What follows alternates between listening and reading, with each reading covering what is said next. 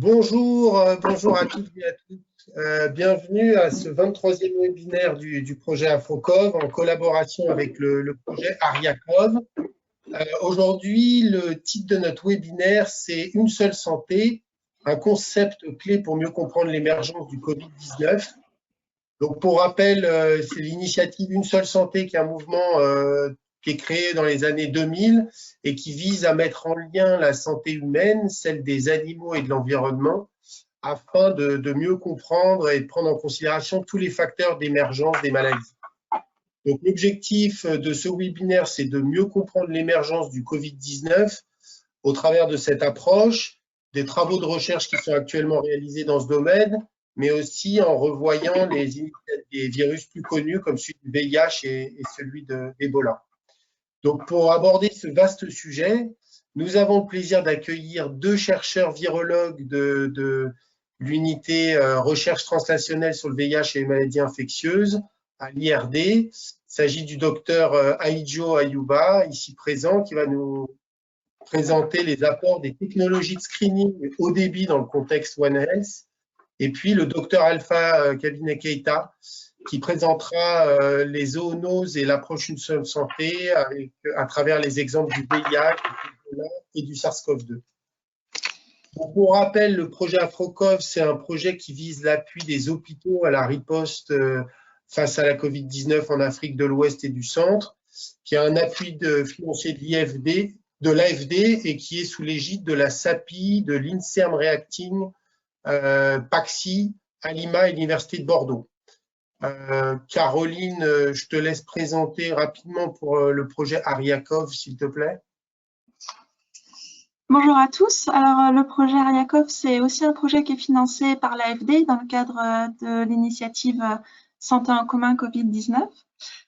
Nous, on a des partenariats avec des instituts de recherche au Sénégal, en Guinée, au Bénin, au Ghana, au Cameroun et au Congo, en République démocratique du Congo. Et on travaille sur trois composantes. Une composante de renforcement des capacités diagnostiques de laboratoires de référence dans les 6 pays. Une composante de connaissance de la dynamique de l'épidémie avec des enquêtes de séroprévalence et de la modélisation. Et puis une grosse composante aussi de sciences humaines et sociales. Super. Alors, donc, juste pour rappel, c'est un webinaire qui dure 1h30. On a 2 présentations qui durent environ 45 minutes et ensuite vous pourrez poser vos questions sur l'onglet du logiciel à droite, dans l'onglet questions, et je les adresserai ensuite à nos 2 intervenants. Donc voilà, je vous souhaite un bon webinaire et je te donne la parole à Aïdjo pour ta première présentation. Merci beaucoup Mathias, merci à Caroline et Milan et à tous les autres de me donner l'opportunité de présenter une partie de nos travaux ici. Donc aujourd'hui, je vais vous parler de l'apport des technologies de screening haut débit dans le contexte One Health. Donc je suis Aïdjo Ayouba, comme Mathias vous l'a dit, je travaille à l'IRD Montpellier en virologie. Alors avant de rentrer dans le vif du sujet, je voudrais d'abord vous présenter le contexte dans lequel s'exerce notre activité, l'activité de recherche dans notre unité. Alors, c'est une unité mixte de recherche internationale, UMI, donc qui a une longue tradition de travaux de recherche multidisciplinaires avec 3 axes. Donc, un axe qui s'intéresse aux virus et aux agents pathogènes, c'est l'axe dans lequel je m'inscris. Ensuite, un axe qui s'intéresse principalement à l'hôte, c'est-à-dire à l'homme, aux animaux qui hébergent ces virus et ces pathogènes, et un axe qui s'intéresse à la société. Donc, comme M. Jourdain faisait de l'approche sans le savoir, en fait, il y a longtemps que nous faisons le One Health jusqu'à ce que cela devienne maintenant un terme générique qui est utilisé par tout le monde. Alors, les laboratoires ou les collaborations que nous avons sont réparties sur le panneau de droite que vous voyez ici dans plusieurs pays en Afrique subsaharienne, et aussi dans certains pays d'Asie du Sud-Est, comme le Laos, le Vietnam ou le Cambodge. Alors, l'intérêt de nos recherches se situe à l'interface entre l'homme et la faune sauvage, comme c'est représenté ici. avec d'un côté les pathogènes qui affectent l'homme ou les animaux et de l'autre ces autres-là. Donc nous travaillons à cette interface sur plusieurs pathogènes. Donc vous voyez listé ici sur le panneau de gauche les rétrovirus, ça c'est l'origine de l'activité de notre unité. Donc le HIV, le virus du sida, ses ancêtres qui proviennent du singe, les fomivirus qui est un autre rétrovirus aussi. Ensuite, depuis l'épidémie d'Ebola en Afrique de l'Ouest en 2014, nous travaillons aussi sur les fièvres hémorragiques virales Ebola, Marburg et Lassa. Et nous travaillons sur les arbovirus aussi pour connaître leur origine, leur réservoir. Et depuis l'émergence de la COVID-19, nous travaillons sur le coronavirus et en collaboration avec des partenaires allemands et belges et d'autres pays en Afrique sur le monkeypox. Donc, une activité très diversifiée à l'interface entre l'homme et la faune elle est diverse. Donc, vous voyez, il y a les grands singes, il y a les petits singes, il y a les rongeurs, il y a les chiroptères et puis d'autres espèces animales non représentées ici. Alors, ce travail à l'interface homme-faune sauvage pose plusieurs défis et en particulier celui des outils de détection. Parce que les outils commerciaux pour le diagnostic biologique des infections virales ou autres sont soit adaptés à l'homme, soit adaptés à la faune, mais très rarement adaptés aux deux. Donc, ce qu'il est possible de faire, c'est d'utiliser les outils, par exemple, développés pour l'homme, de les adapter à la faune sauvage, mais on est souvent déçu par la qualité des performances de ces outils. L'autre défi, c'est la quantité du matériel biologique, parce que quand on travaille sur la faune, en particulier la faune sauvage, certaines espèces animales sont vraiment très petites, on a très peu de matériel biologique, et lorsque nous voulons détecter plusieurs pathogènes, les outils qui ont été développés pour l'homme nécessitent des microlitres, plusieurs microlitres, voire des millilitres de fluide, ce qui est rarement disponible pour la faune. Enfin, le troisième défi important, c'est la multitude de pathogènes et les cibles pour un même pathogène que l'on doit pouvoir détecter. Alors, cela nécessite beaucoup de matériel biologique, ce qui n'est pas toujours disponible, comme je viens de le dire.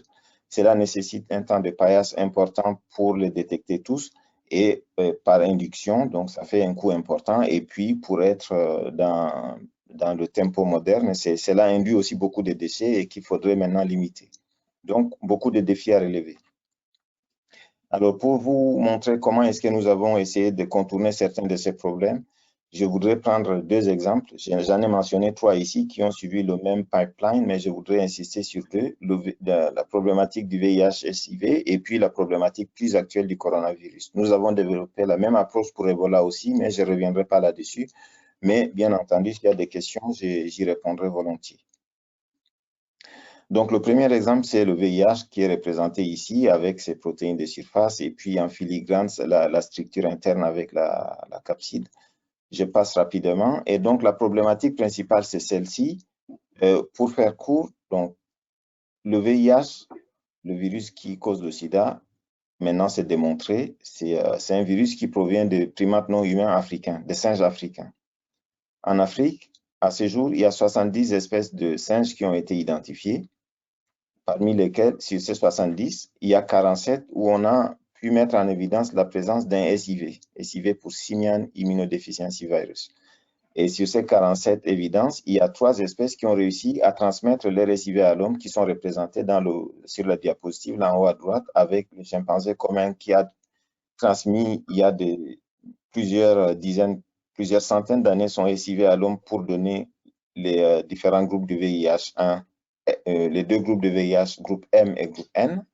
Ensuite, le gorille de plaine, gorilla, lui, a transmis son SIV à l'homme pour donner les deux autres groupes du VIH1, groupe O et P. Et enfin, un petit singe en Afrique de l'Ouest, le mangabé enfumé, Cercocephalus atis, lui, il a donné son SIV à l'homme à 8 reprises avec les groupes A à I. Ce qui fait que 3 espèces de singes sur les 70 en Afrique ont transmis leur virus à l'homme pour donner soit le VIH1, soit le VIH2. Mais ce qu'il faut noter, et c'est ce qu'il faut voir sur la figure de l'arbre phylogénétique à gauche de la diapositive, il y a donc 47 espèces de singes africains chez qui on a une évidence de SIV qui a été montrée. Et vous voyez que 47 moins 3, il reste 44 SIV potentiellement transmissibles à l'homme qu'il faudrait surveiller. Et alors, comment les détecter tous? Développer des outils spécifiques de chacun et puis le faire un par un?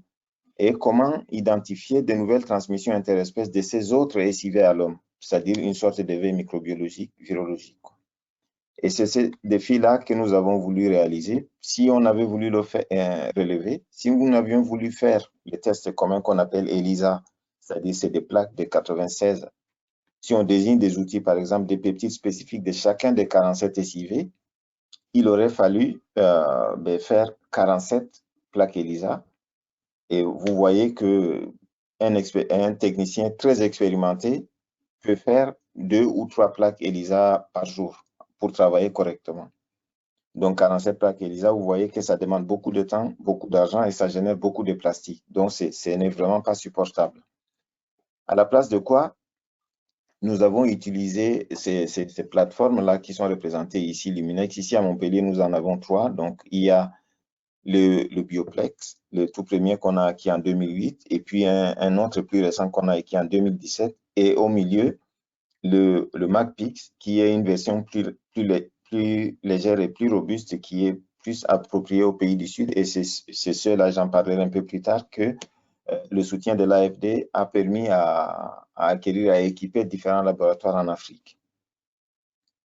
Pas l'AFP, AFD, pardon.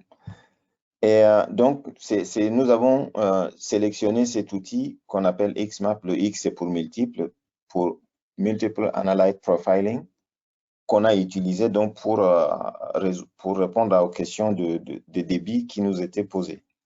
Et donc, la première étape a été le choix d'antigènes qu'on devait cibler. Vous voyez que pour le VIH, puisque c'est l'exemple sur lequel nous parlons maintenant, on a utilisé en tout 42 antigènes différents qui permettaient de couvrir la totalité des SIV connus. Les 47 moins 42, donc les 5 qui restent, on n'avait pas de données moléculaires dans ces régions-là pour pouvoir les détecter. Donc, avec 42 antigènes différents qui ciblent la totalité de VIH et des lignées VIH et SIV connues, nous avons développé un outil multiplex avec une sensibilité et une spécificité de 100% comme vous voyez ici. C'est un travail qui a été valorisé en 2011. Et donc, nous avons utilisé cet outil pour rechercher dans la faune sauvage en Afrique. Là, c'est l'exemple du Congo qui a été pris pour découvrir de multiples autres SIV chez des singes en République démocratique du Congo, comme ici dans chez Cercopithèque ascagne ou Cercopithèque de Brazza ou sur le colloque rouge aussi du Congo. Donc, identification de multiples autres SIV qui n'étaient pas connus grâce à cet outil-là et grâce à l'existence des réactions croisées entre des virus qui sont plus ou moins proches. Nous avons utilisé cet outil, comme c'est dans une approche One Health, pour aussi rechercher la transmission de nouvelles espèces de SIV de singes à l'homme. C'est ce que nous avons fait en Côte d'Ivoire en testant des personnes qui vivent dans les alentours de la forêt de Taï où vivent de grandes colonies de mangabés enfumés, ancêtres du VIH2, donc comme je l'ai dit précédemment.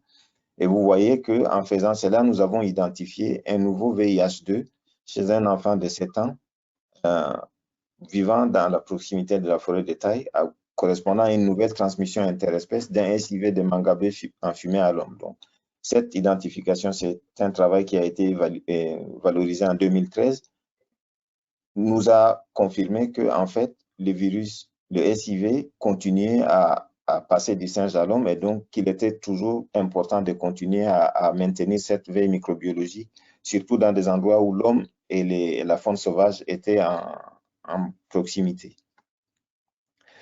Le deuxième exemple sur lequel je voudrais parler, qui est plus actuel et qui concerne probablement la plupart d'entre vous, c'est le coronavirus, donc, qui est représenté ici.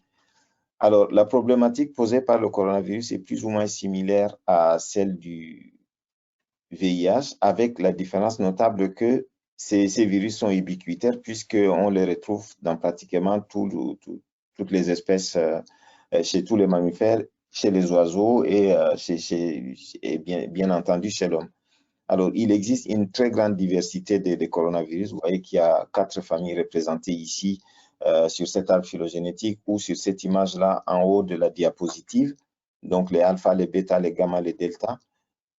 Il y a, et donc, très grande diversité, très don d'ubiquité, puisqu'on le retrouve chez plusieurs espèces animales et plusieurs marqueurs d'infection, comme vous entendez dans la presse spécialisée. Comme on le voit dans la presse spécialisée, il y a donc la spike qui est à la surface, la nucléocapside qui est la protéine la plus abondante d'une particule virale, et puis d'autres protéines qui peuvent toutes être des cibles soit thérapeutiques, soit des cibles diagnostiques.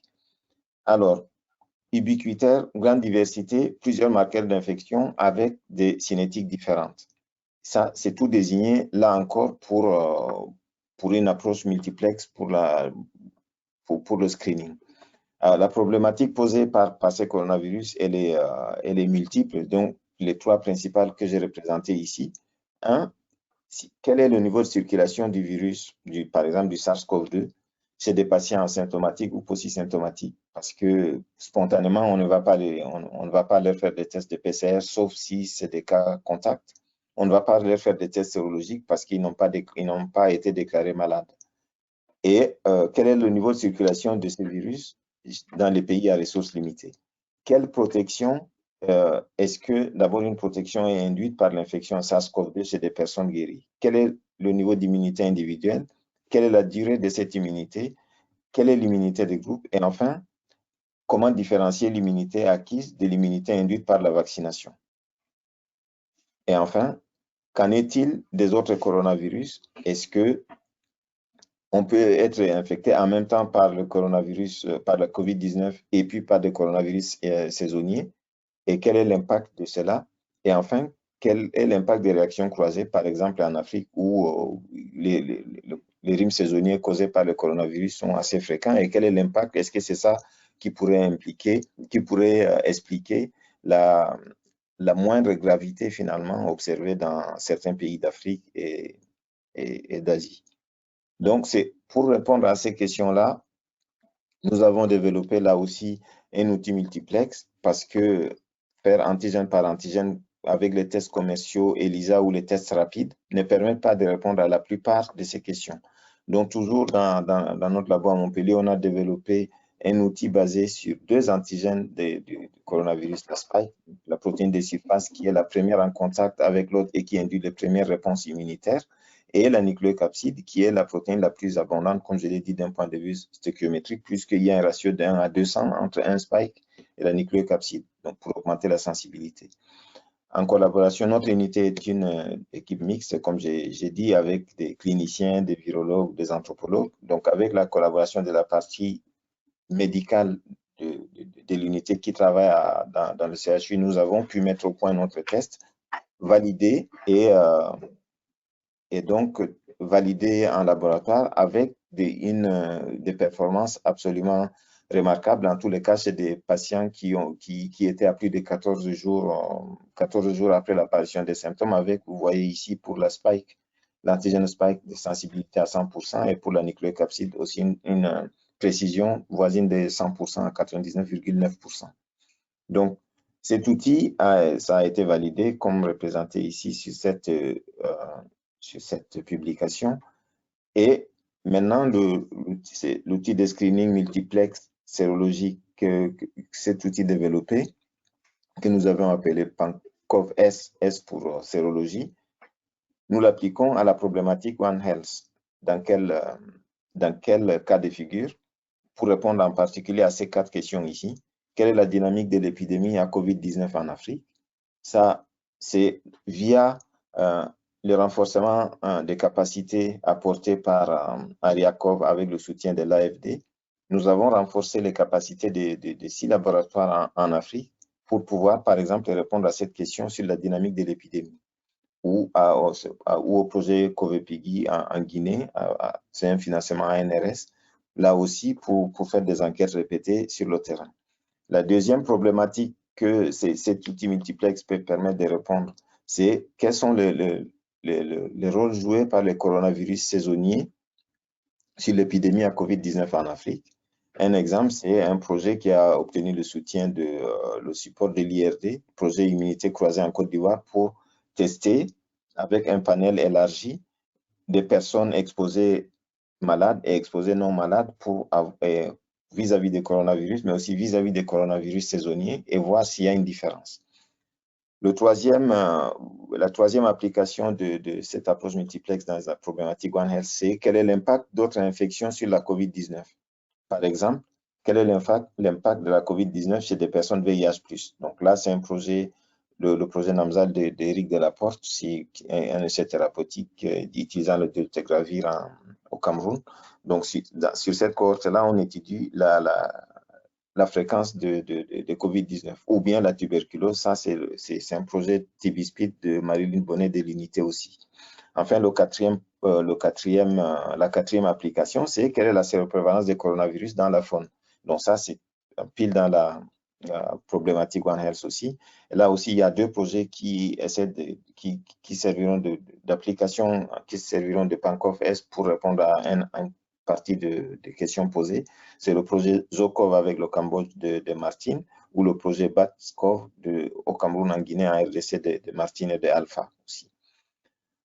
Et donc, le PANCOV-S, c'est un peu comme l'iPhone avec iPhone 1, 2, ainsi de suite. Donc, on a la version 1 qui a les 3 coronavirus pathogènes à l'homme, avec pour chacun 2 antigènes, donc 6 antigènes. On a la version 2.0 avec les 3 coronavirus pathogènes pour l'homme, plus les 4 coronavirus saisonniers, avec pour chacun 2 antigènes. Donc, on est à 14 antigènes.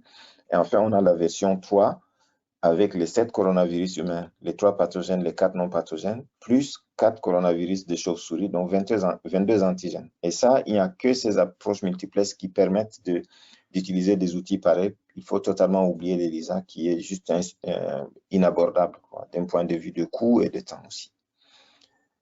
Alors, pour conclure, je dirais que les outils multiplexes faits maison, homemade, sont presque les seuls adaptés à la biorecherche One Health parce que les outils commerciaux, soit pour une raison, soit pour une autre, ne sont pas utilisables. Que les tests sérologiques développés pour le coronavirus ont été développés à partir de l'expertise acquise sur le VIH et Ebola. C'est, par exemple, notre test a été validé en 2 mois parce qu'il y a tout un préalable qui était déjà acquis grâce à l'expérience acquise sur le VIH et Ebola. Et donc, nous avons été confinés en mars et au mois de mai, le test était opérationnel. En fin juin, l'article Princeps était déjà en ligne. Donc, c'est vraiment extrêmement rapide parce qu'il y a une expérience acquise et on espère que ça continuera comme ça. Et enfin, l'outil développé ont été déployés pour répondre aux questions scientifiques et de santé publique dans les pays partenaires en Afrique et en Asie du Sud-Est. Et voilà, j'ai fini ici. J'espère que je n'ai pas été trop long et qu'il reste du temps pour Alpha. Et je vous remercie de l'attention que vous m'avez portée. Merci. Merci beaucoup Aïdjo. Tout à fait dans les temps. Donc, je propose, oui, effectivement, qu'on écoute directement Alpha et qu'on pose des questions après. Alors, merci Mathias. Merci à toute l'équipe de l'organisation. Je suis Alpha Keïta. Je suis chercheur de l'Université de Montpellier. Je travaille au sein de l'unité Transunie, mais aussi au centre de recherche et de formation en infectiologie de Guinée. Puisque je n'ai pas très confiance à ma connexion, je pense que je vais couper mon écran. Tout le monde a vu mon visage. Je ne vais pas être très long. Je pense que je n'aurai pas à parler des aspects de la méthodologie diagnostique des travaux que je vais présenter parce que Aïdjo a déjà brossé essentiellement ce que nous faisons dans nos différents projets de recherche concernant les pathogènes sur lesquels nous travaillons. Alors, disons-le. Alors, je vais commencer ma présentation par cette citation tirée de l'ouvrage Le destin des maladies infectieuses de Charles Nicholl, qui est quand même quelque chose qui a été écrit en 1933, dans lequel il disait « Il y aura donc des maladies nouvelles. C'est un fait fatal. Un autre fait aussi fatal est que nous ne saurons jamais les dépister dès leur origine. Il faut aussi bien se résigner à l'ignorance des premiers cas évidents.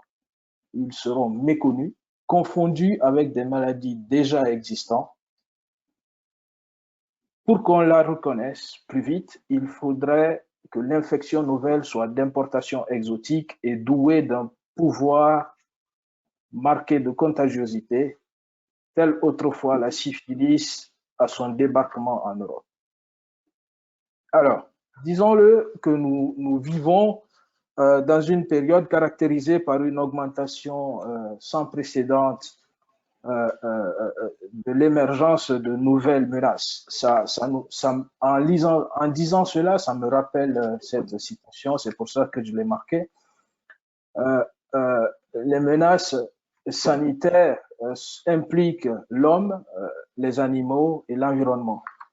Et nous sommes dans cette dynamique, et toute cette dynamique et son impact pour la santé repose sur plusieurs facteurs essentiellement, à savoir la mondialisation, l'augmentation de la population, la croissance économique, disons la sécurité alimentaire, donc qui parle de sécurité alimentaire parle d'agriculture intensive, l'évolution des habitats et des moyens de transport, les changements climatiques et environnementaux, et surtout, encore très important, le manque d'infrastructures de santé prêtes à faire face aux nouvelles menaces.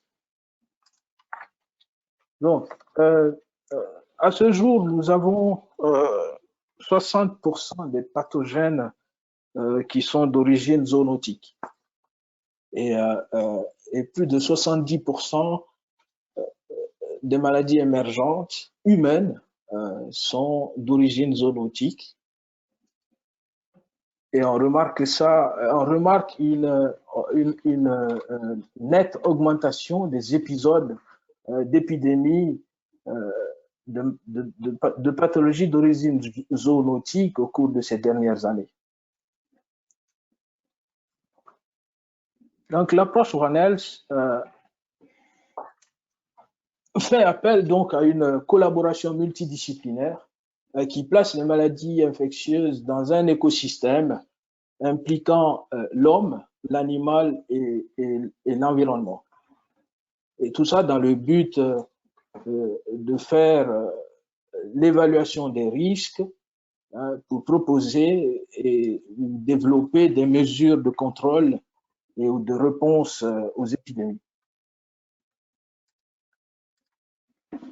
Donc, je vais partager avec vous, alors, sur quelques diapositives, l'expérience de notre unité de recherche dans la mise en œuvre de l'approche One Health. Et comme Aïdjo l'a dit tout à l'heure, c'est une unité qui faisait de l'approche, qui faisait déjà dans ses travaux de recherche l'approche One Health, avant que ça ne soit un concept, disons, qui est à la mode aujourd'hui et qui est vulgarisé par tout le monde et à toutes les occasions.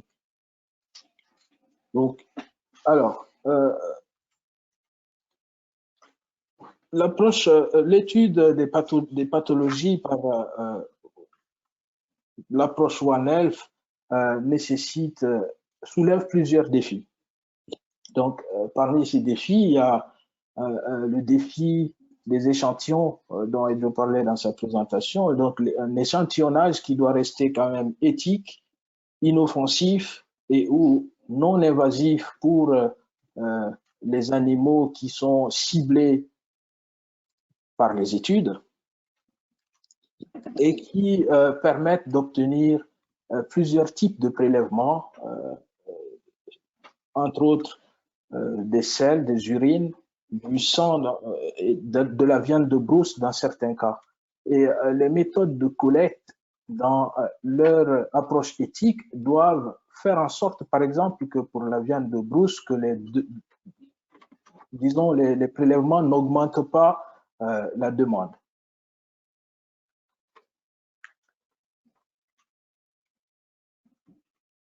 Donc, il faut savoir que notre unité de recherche développe déjà depuis plus d'une vingtaine d'années des travaux de recherche dans le champ du One Health. Et ces travaux ont permis, disons, d'élucider l'histoire naturelle de toutes les variantes du HIV1, le M, N, P et O.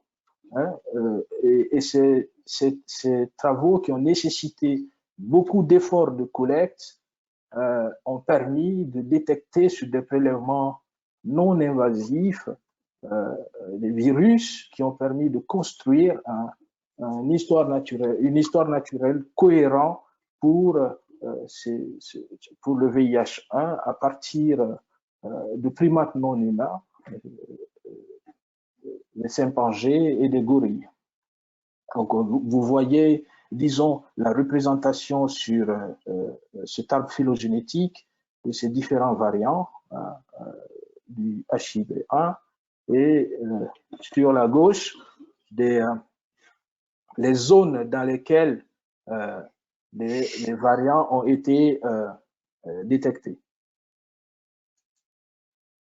Donc, cette expérience a été mise à profit pour continuer à travailler sur les réservoirs viraux à partir de l'épidémie Ebola qui a touché l'Afrique de l'Ouest de 2014 à 2016.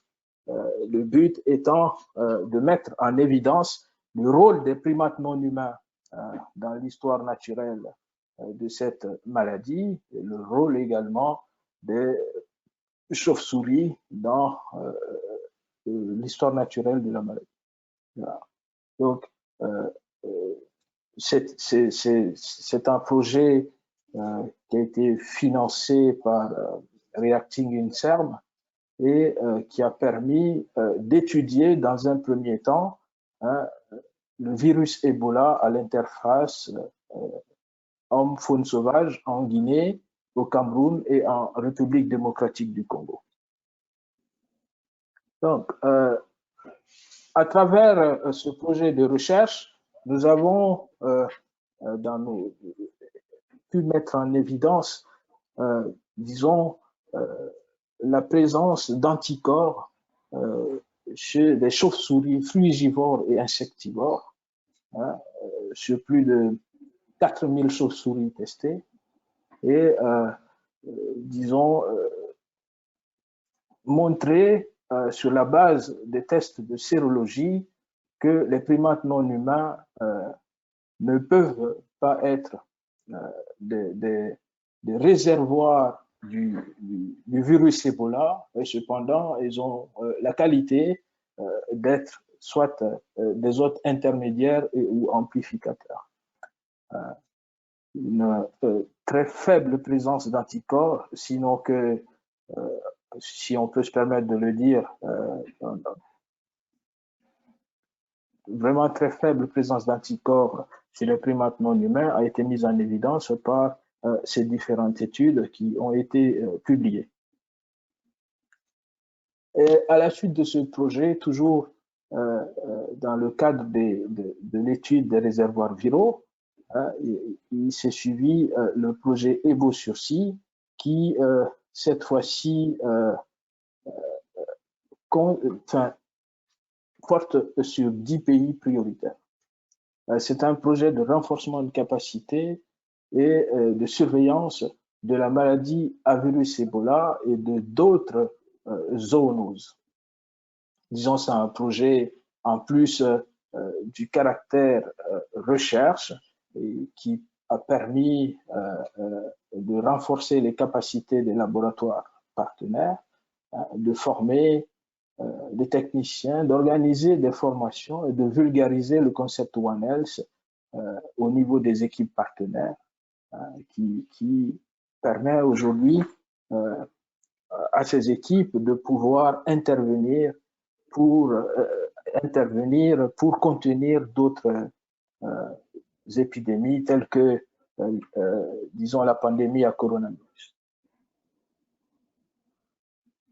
Donc, de Ebola, du VIH en passant par Ebola, actuellement, l'actualité, c'est le coronavirus. Donc, on remarque que quand même une recrudescence des épidémies à coronavirus au sein de la population humaine. On remarque aussi que la plupart des coronavirus proviennent des chauves-souris. Et pour certains d'entre eux, les chauves-souris sont considérées comme étant des hôtes intermédiaires. Et en Afrique, il y a un contact très rapproché entre les chauves-souris et les êtres humains. Les chauves-souris qui sont considérées comme étant de la viande de brousse, et beaucoup de personnes, disons, utilisent ces chauves-souris comme des sources de protéines dans leur alimentation. Cependant, il y a disons, un très faible niveau de connaissance sur la présence de ces chauves-souris en Afrique. Donc, à travers un projet appelé BAFCOV, qui étudie la prévalence génétique, la distribution géographique des coronavirus dans les populations de chauves-souris sauvages dans leur habitat naturel, nous avons bénéficié d'un financement de l'ANRS en avril 2020 sur 4 pays pour pouvoir étudier, disons, ces coronavirus-là. Et comme je le disais tantôt, toutes nos études impliquant l'approche One Health sont basées sur des collaborations de très longue mise en place depuis plusieurs années. Les équipes de terrain sont déjà habituées à la collecte des échantillons dans la faune qui sont utilisés pour les travaux. Et dans certains pays, les échantillons sont déjà disponibles, donc il va falloir les analyser pour répondre aux questions que nous nous posons. Et comme Aïdjo l'a présenté tout à l'heure, les outils diagnostiques ont été développés au sein de notre unité pour répondre à ces questions-là. Donc, une étude pilote a été réalisée en Guinée sur 319 chauves-souris. Et cette étude a montré, ces chauves-souris qui étaient des insectivores et des frugivores combinés, a montré qu'environ 11% de ces chauves-souris-là, soit 35 chauves-souris, étaient porteurs d'anticorps. Et ce qui est intéressant, c'est que 72% de ces chauves-souris ont été capturées auprès d'habitats humains. Donc, c'est des chauves-souris qui sont en contact avec les êtres humains.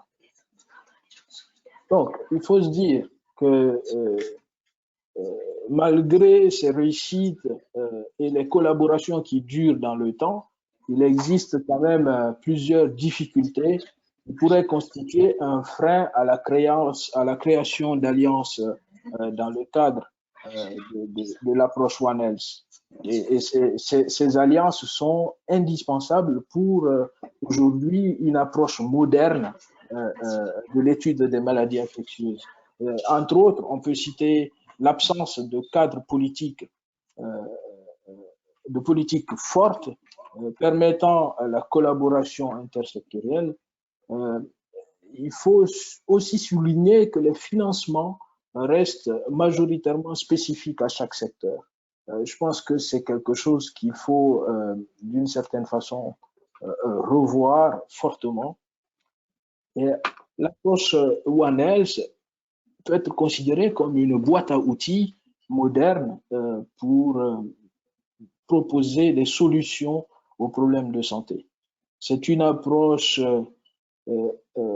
et non une discipline à part. C'est une approche, comme son nom l'indique. Elle représente aujourd'hui la possibilité de mettre en place un système qui permet non seulement de détecter plus tôt les menaces, mais aussi de mobiliser les outils pour atténuer leur émergence et leur propagation. Je pense que ma présentation est terminée. S'il y a des questions d'éclaircissement sur les différents aspects, c'est avec plaisir que j'essaierai de répondre. Encore une fois, merci de m'avoir permis de parler du sujet Une seule santé au cours de ce webinaire. On va prendre les questions, effectivement, que je suis sûr qu'il y aura de nombreuses questions sur vos deux présentations. Alors, on va les prendre au fur et à mesure, hein, dans l'ordre chronologique et pas forcément par thématique, et puis vous pourrez répondre l'un et l'autre.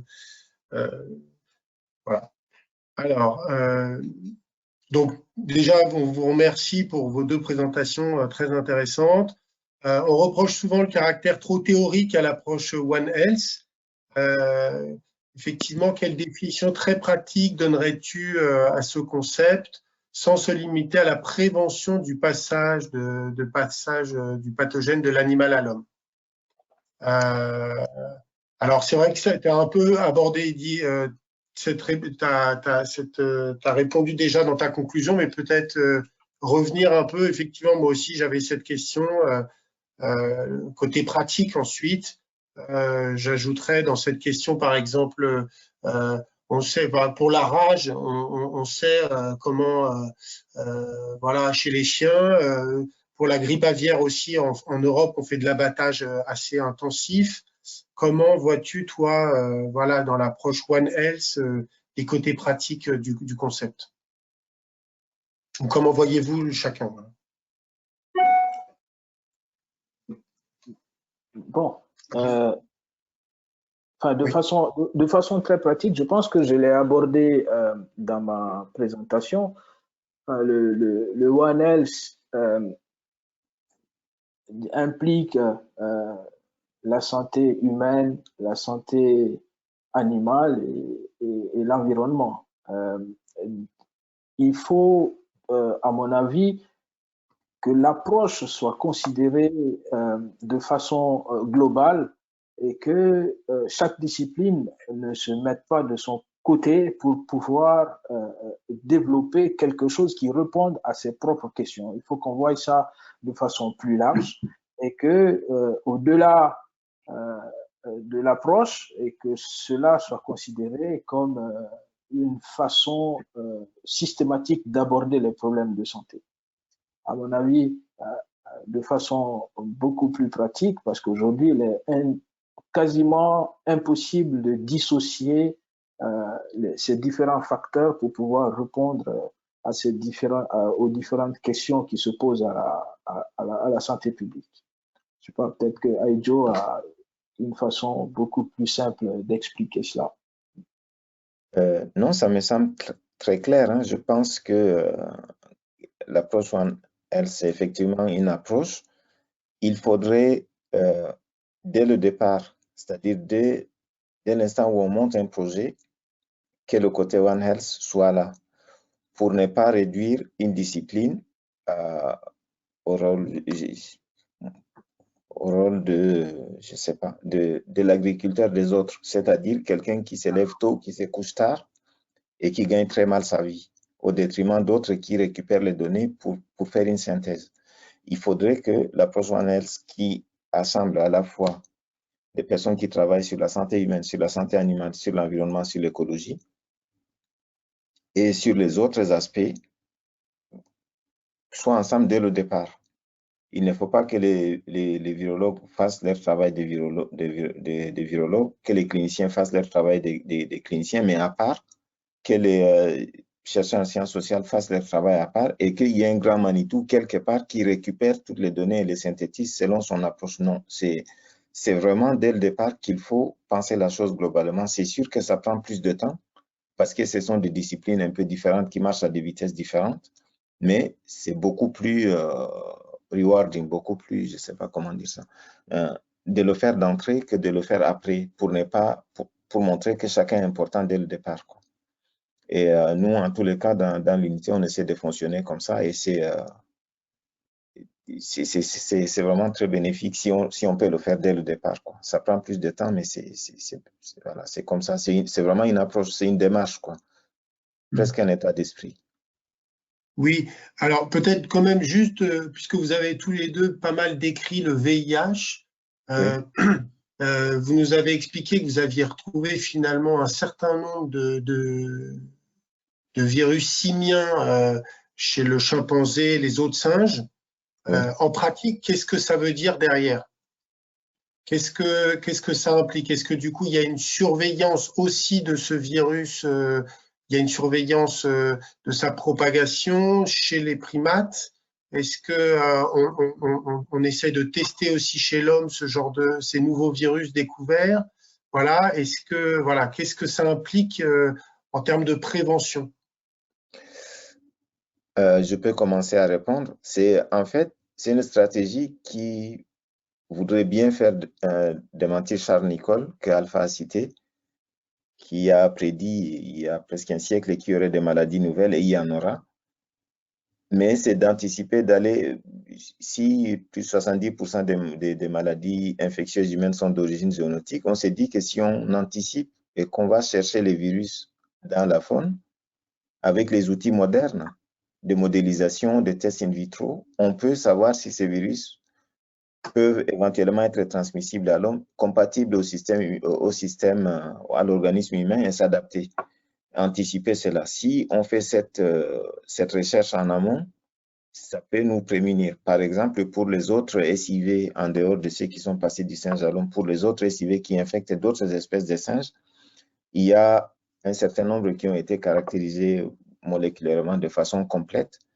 Mais si on fait l'exercice de regarder dans les gènes qui codent pour les enzymes importantes pour le virus, par exemple la reverse transcriptase, et qu'on les interprète comme si c'était des virus humains et qu'on regardait aux positions correspondant au HIV, si à ces positions-là, est-ce que le virus serait sensible, par exemple, aux médicaments contre le VIH actuel? Moi, j'avais fait cet exercice purement théorique, parce que ces virus sont des virus simiens. Pour l'instant, ils ne sont pas passés à l'homme. J'avais fait cet exercice purement théorique pour un SIV infectant le Cercopithèque de Brazza, le singe qu'on appelle le magistral, là, très beau en noir et blanc. Mais il n'y a pratiquement aucun médicament qui pourrait marcher si ces virus-là passaient tel quel du Cercopithèque de Brazza à l'homme, parce qu'il y a à toutes les positions qui sont importantes pour la sensibilité aux médicaments, il avait un acide aminé qui pouvait donner la résistance. De la même façon, les virus qui infectent les gorilles, comme ceux qui sont passés chez l'homme, le VIH, un groupe O par exemple, il est naturellement résistant à certains médicaments. Donc, d'aller un peu en amont avant qu'il y ait même la transmission interespèce nous permet peut-être de nous prémunir sur les possibilités éventuelles. Très bien. Non, c'est très clair. Merci beaucoup. Alors, on a une question, ça y est, on rentre un petit peu aussi sur le côté, sur le SARS-CoV-2. Donc, merci pour vos présentations. Une question de Nadine Fievet. J'ai une question pour Aïdjo sur les versions de PanCoV, de 3 antigènes à 27 antigènes. Sur les enquêtes ARIACOV, allons-nous passer à la version 3 avec les 27 antigènes ou on continuera sur la version 1 et sinon, sur quelle cohorte utilisez-vous la version 3? Voilà. Bonjour Nadine, j'espère que tu vas bien au Bénin. Oui, c'est une question très pratique. Effectivement, non, dans ARIACOV, on va continuer avec la version avec les trois virus pathogènes pour l'homme, dont 6 antigènes, parce que ça a été dessiné comme ça et la question s'adresse vraiment à la dynamique de l'épidémie à SARS-CoV-2. Donc, on va rester avec ces 6 antigènes-là pour répondre à cette question-là. Et les autres versions posent des questions un peu plus spécifiques, comme par exemple celui sur l'immunité croisée en Côte d'Ivoire avec une enquête calibrée en faisant des groupes de personnes qui vivent dans les mêmes environnements exposés. Certains ne sont pas infectés, d'autres sont infectés. C'est de voir qu'est-ce qui les différencie en fonction des tranches d'âge. Et puis la version 3 avec plus de 20 antigènes, ça c'est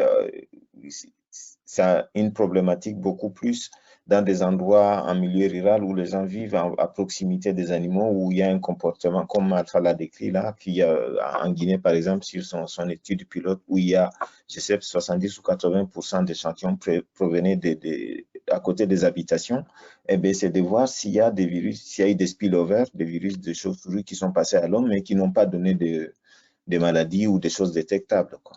Donc ça, c'est dans des cadres de projets qui ont été configurés dans ce sens-là. Et donc, pour ARIA-CoV, je reviens. Donc, on garde les 3 virus, les 3 coronavirus pathogènes à l'homme, avec donc pour chacun 2 antigènes. Ça fait en tout 6. Voilà. Peut-être juste pour suivre sur la question des chauves-souris, c'est vrai que nous, non spécialistes de la question, on nous dit qu'il y a eu un autre intermédiaire, mais vous regardez quand même les contacts chauve-souris-homme directement, et pas pour, du coup, c'est pas pour rechercher cet autre intermédiaire, mais pour voir s'il y aurait quand même des coronavirus qui passeraient de la chauve-souris à l'homme.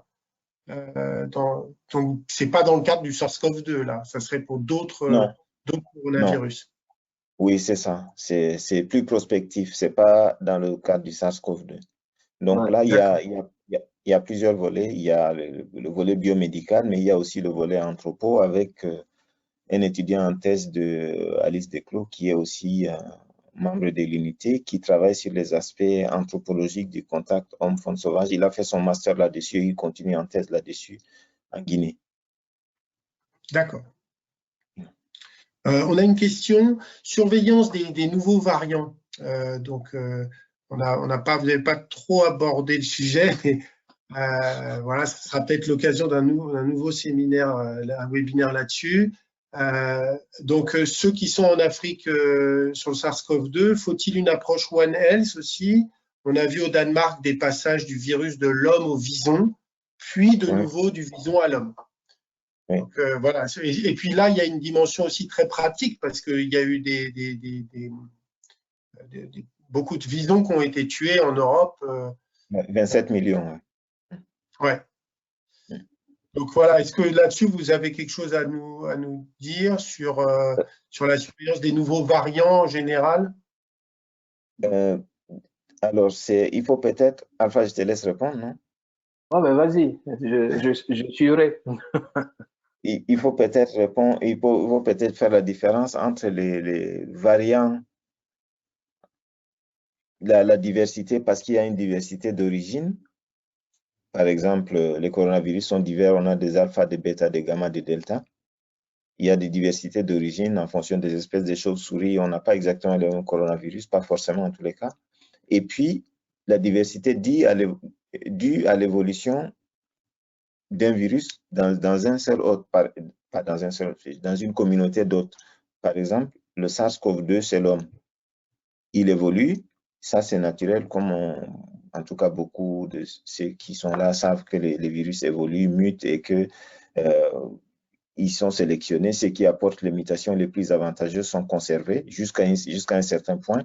Et donc, la recherche de variants, si on dit qu'on cherche des variants de SARS-CoV-2, la situation en Afrique, moi, à part le variant sud-africain qui est en train de coloniser maintenant, entre guillemets, de coloniser l'Afrique, j'ai appris que le variant UK, là, il a été identifié au Sénégal. J'ai vu qu'il y avait des Sénégalais là-dedans, ils pourront peut-être nous le confirmer. Et donc, la recherche des variants en Afrique, je pense qu'elle se met en place. Mathias, tu le sais bien, qu'elle se met en place, mais ce n'est pas, même ici en France, elle est un peu chaotique. Hein, c'est vraiment quelque chose qui se met en place, quoi, la recherche de variants, et ce n'est pas forcément une problématique One Health. Là, c'est un virus qui est dans une population plus ou moins homogène d'êtres humains et qui se transmet, qui diffuse, qui mute, et puis qui sélectionne des variants qui lui apportent des avantages. Et puis, dans la perspective One Health, là, c'est d'autres types de variants. On ne peut même pas parler de variants, c'est des virus différents, quoi, parce que ils viennent de hôtes différents, je ne sais pas si on dit des hôtes, mais des hôtes différents, et ils appartiennent à des familles différentes. Ça, c'est ce qu'on peut rechercher dans la problématique One Health. Maintenant, l'autre aspect, Mathias, que tu as abordé dans ta question, c'est le back spillover, c'est-à-dire que c'est un virus de l'homme qui est allé chez l'animal, ici en l'occurrence le vison. Il a acquis une mutation, il est revenu à l'homme. Et il n'y a pas eu beaucoup de cas, je pense qu'il y a moins d'une dizaine de cas de retour à l'expéditeur, quoi. Donc, mais ça, c'est quelque chose qu'il faut vraiment, vraiment surveiller, quoi, parce que là, pour le coup, on peut sélectionner des variants assez mauvais, quoi. Merci beaucoup. Alors, j'ai plusieurs questions, je vais les prendre aussi par rapport à ce qu'on vient de dire. Donc, une question de Ibrahima Kamara. Je vous remercie tous les deux pour les présentations, pour la qualité de vos travaux. Je voudrais demander au docteur Alpha, comment est-ce que l'approche One Health pourrait être intégrée dans les systèmes de santé des pays en développement, car ça doit être la finalité. Voilà, docteur Ibrahima du CERFIC de Guinée. Et voilà. Ouais, merci vraiment pour cette question. Et j'ai dit, on utilise l'approche One Health, je l'ai dit dans ma présentation aujourd'hui, comme une boîte à outils. C'est une boîte à outils dans laquelle nous avons, disons, tout ce qu'il faut pour agresser les problèmes de santé qui se posent à la communauté. Et donc, je pense que pour les maladies infectieuses spécifiquement, il faut aujourd'hui, en tout cas, faire en sorte que les réflexions soient globales et qui intègrent une compréhension des maladies infectieuses comme étant dans un écosystème qui ne concerne pas l'homme tout seul, mais l'homme dans son environnement, l'homme avec ses voisins, entre guillemets, et ses voisins qui peuvent être considérés comme des animaux. Donc, quand on voit que la plupart de ces maladies infectieuses sont d'origine zoonotique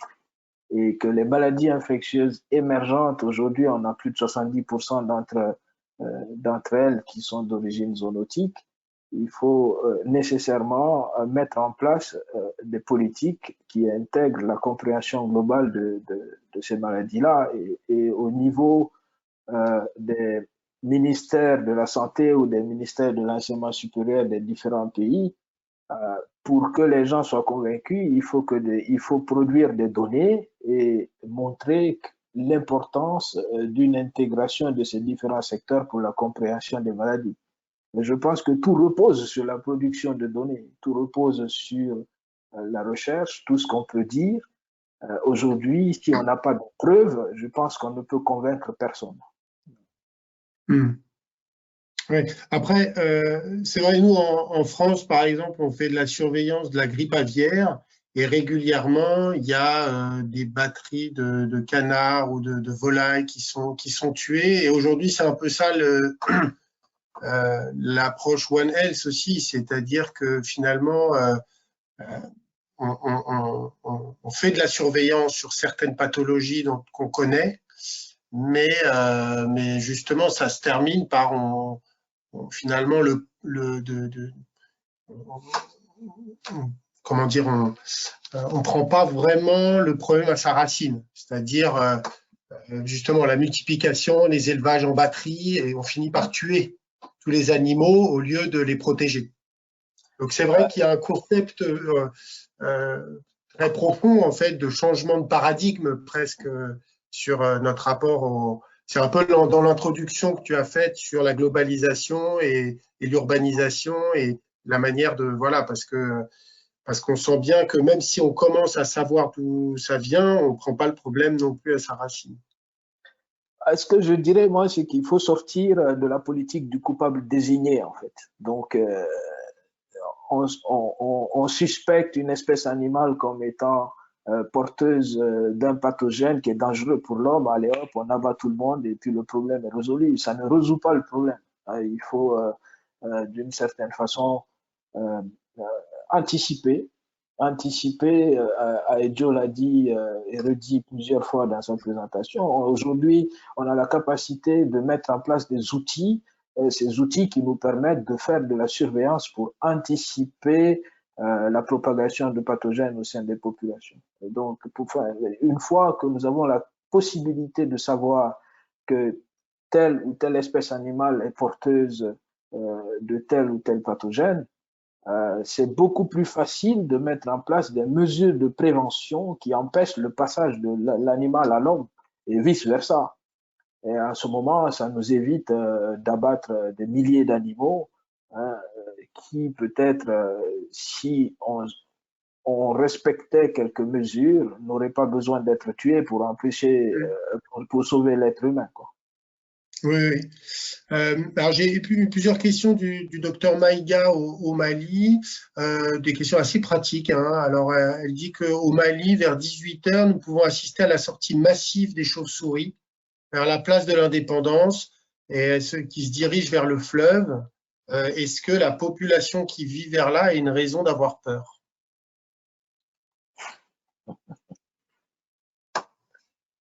Bon, Voilà. Joe, je te laisse. Et concernant les chauves-souris, est-il possible de surveiller les chauves-souris, j'imagine en prospectif? Est-ce que vous faites de la surveillance sur les chauves-souris pour savoir s'il y a une évolution? Ouais. Alors, donc la question, c'est en deux parties. Est-ce que, en fait, c'est une question extrêmement difficile qui, en tout cas moi, qui m'a déjà été posée sur le VIH aussi pour dire, mais depuis toujours, l'on mange la viande du singe et pourquoi le sida est apparu qu'il y a vers les années 1980, quoi. Pourquoi avant, il n'y avait pas?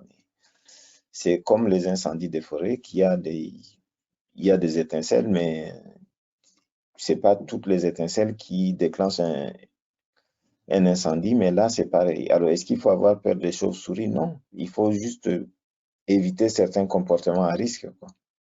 Il faut juste éviter certains comportements à risque parce qu'on sait que ce sont des animaux qui sont porteurs de plusieurs virus, pas seulement le coronavirus, d'autres virus aussi, susceptibles d'être transmis à l'homme, et pas que des virus, d'ailleurs, d'autres pathogènes.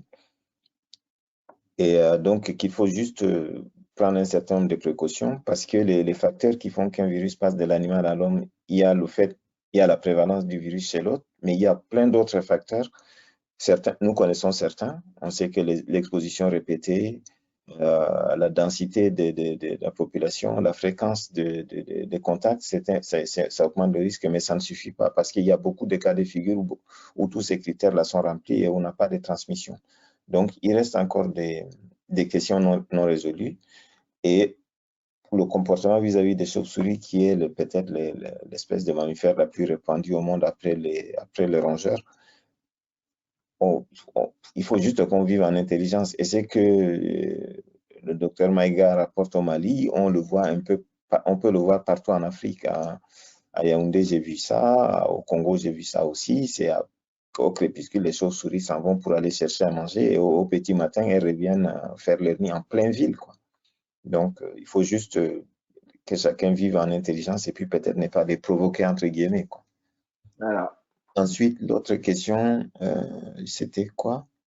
Sur la surveillance chez la chauve-souris. Oui, c'est la surveillance. Alors, la surveillance, c'est difficile aussi. En tous les cas, on a des collègues du CIRAD avec lesquels on travaille en partenariat qui étudient les mouvements des chauves-souris, de quelques-unes, hein, parce que des fois, vous avez des colonies de 100 000.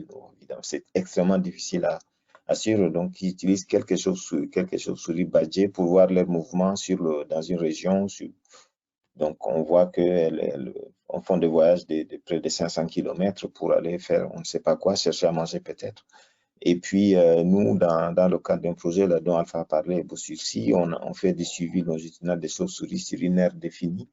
Donc, tous les mois, on compte, on ramasse aussi les prélèvements fécaux pour voir ce qu'il y a, faire la phénologie aussi, voir ce qu'elles mangent, et ainsi de suite, quoi.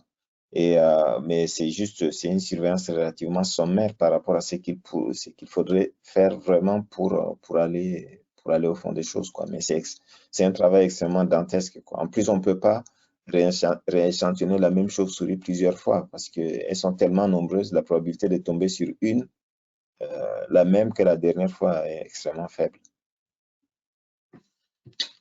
Très bien.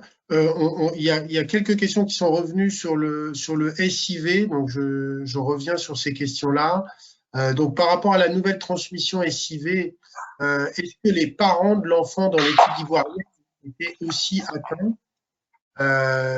Et c'est-à-dire si les parents aussi avaient été concernés par cette nouvelle transmission. Vous avez, oui. Ouais.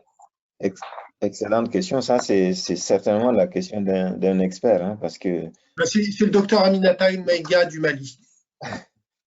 bon, ben ça, c'est une excellente question. Et non, on n'a pas pu, c'était vraiment anonyme, quoi. C'est-à-dire, on sait où, dans quel, grosso modo, on connaît le village où le prélèvement a été fait, mais l'enquête a été faite de façon anonyme, et donc on n'a que les identifiants, le genre, l'âge, et voilà. Il était impossible de relier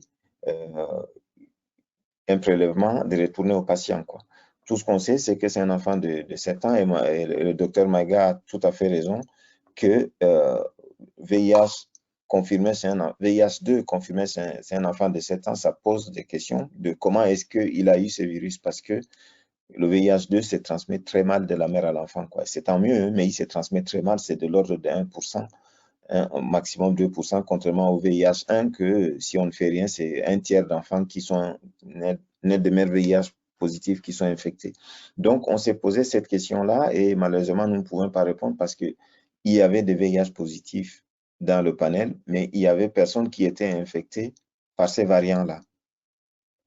Même s'il y avait la mère de l'enfant dans notre population, il n'y avait personne qui était infecté par ces variants-là et on ne pouvait pas retourner vers l'enfant pour faire une enquête serrée, savoir quels étaient ses comportements, tester éventuellement sa mère si elle était vivante et si elle était incluse dans l'enquête. Donc ça, c'est quelque chose qui est resté en suspens et malheureusement, je ne peux pas répondre précisément à la question du docteur Maïga. Et est-ce que vous savez, parce que c'est une question du docteur Camara, l'implication clinique de la SIV chez cet enfant et quelle a été l'évolution après? Mais ça doit être une évolution. Non, il n'a pas été suivi, cet enfant n'a pas été suivi, comme je viens de dire. Donc, mais quand le collègue posait la question, il n'avait pas entendu ma réponse. On n'a pas, on ne pouvait pas retourner sur les patients, quoi.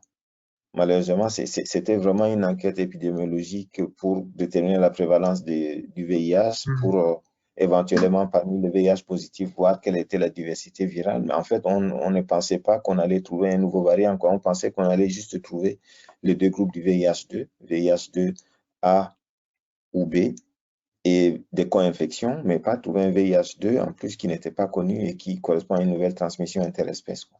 Et l'autre question à laquelle nous n'avons pas pu répondre, c'est est-ce que ce variant-là, c'est un variant émergent ou alors c'est un variant qui existait dans la population et que par chance, on est tombé dessus, mais qu'en fait, il circulait depuis.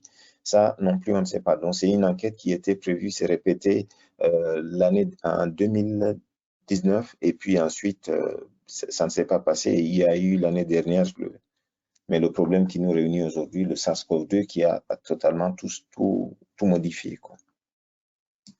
On a une question qui est quand même voilà, du docteur Éric Dortenzio sur finalement aussi, on n'a pas trop parlé de la santé environnementale. Comment associez-vous des acteurs en santé environnementale dans vos projets? Tu veux répondre à ça? Oui,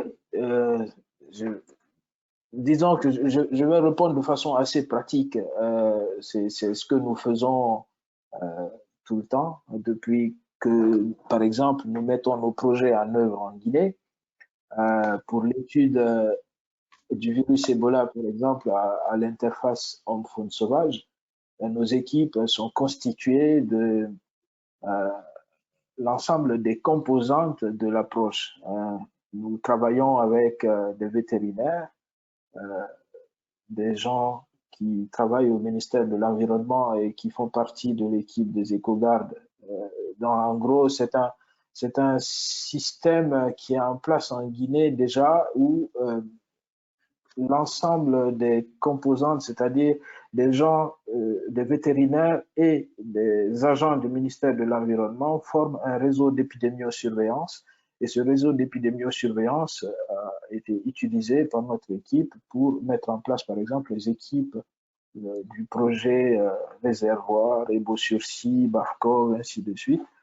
Et nous voyons la pertinence de cette collaboration-là sur le terrain parce que lorsque nous arrivons quelque part, ils sont tout de suite capables de nous dire ah ben là, nous sommes dans une ère protégés. Nous sommes là en présence d'endroits où nous pouvons retrouver des animaux protégés. Il faut faire attention à ci, il faut faire attention à cela. Donc, systématiquement, dans la constitution de nos équipes, nous partons vers eux pour leur proposer la collaboration dans le cadre de la formation d'une équipe qui va dans le terrain, sur le terrain pour faire des collectes. Et dans la plupart du temps, ils sont ouverts et nous utilisons les structures sur place pour nouer ces collaborations-là. Et pour l'instant, ça fonctionne, quoi. Oui, alors c'est vrai que vous parlez du point de vue des chercheurs. Peut-être qu'il faudra qu'on regarde aussi du point de vue des acteurs de santé publique, parce que autant pour la recherche, et comme vous l'avez dit, de toute façon, par exemple, vous faites encore des sérologies faites maison. On sent que c'est pas encore passé dans la pratique, en fait, pour des laboratoires, on va dire, qui ne soient pas de la recherche, qui soient du niveau de l'analyse quotidienne, et des équipes sur le terrain dans les réponses d'urgence. On sent que c'est pas encore totalement opérationnel, mais peut-être que pour ça, voilà, ça dépasse la session d'aujourd'hui et qu'il faudra réorganiser avec des agents, des acteurs des instituts de santé publique. Mais ça semble être quand même encore difficile d'un point de vue opérationnel. Mais ce qu'on comprend, c'est qu'en tout cas, pour la recherche, vous y êtes depuis longtemps, même avant que le concept existe, et que vous avez, grâce au réseau que vous tissez depuis le VIH jusqu'à aujourd'hui SARS-CoV-2, bah, vous avancez. Voilà. Mais on sait très bien que le temps de la recherche n'est pas encore exactement le même. Et donc, le temps que ça passe dans la pratique, on sent qu'il y a, voilà, il y a encore du chemin. Oui. Il faut se dire aussi que dans certains pays, en tout cas, enfin, je ne peux pas m'avancer sur la plupart des pays, mais dans certains pays, il y a des structures qui sont en train de se mettre en place. C'est des plateformes One Health, et ces plateformes One Health mettent ensemble des agents des départements de la santé, de l'environnement, de l'élevage et des productions animales. Et c'est quelque chose effectivement qui peine à émerger, mais je pense que c'est déjà bien que l'approche commence à être vulgarisée et disons ces webinars qui sont organisés pour parler de ces questions-là pourront permettre d'avoir des arguments et justement pour permettre de soutenir ces plateformes dans ces différents pays pour que les plateformes émergent de façon concrète et puissent agir sur les problèmes de santé. Mais si on se renseigne, on voit que quand même, il y a des efforts pour mettre en place des plateformes qui mettent ensemble l'ensemble des acteurs des différents départements. Parfait, ben, je pense qu'on va rester sur cette note positive. Bravo et merci vraiment à vous deux pour ces deux présentations et cette ouverture. Voilà, donc on pourra partager, vous nous avez donné l'autorisation, vos présentations via le site Afrocov, que je vous invite à aller retrouver, voir. Voilà, il y a toutes les présentations qui sont faites dans le cadre de ces webinaires. Et puis, bah, je vous dis à très bientôt pour la suite, les prochains projets.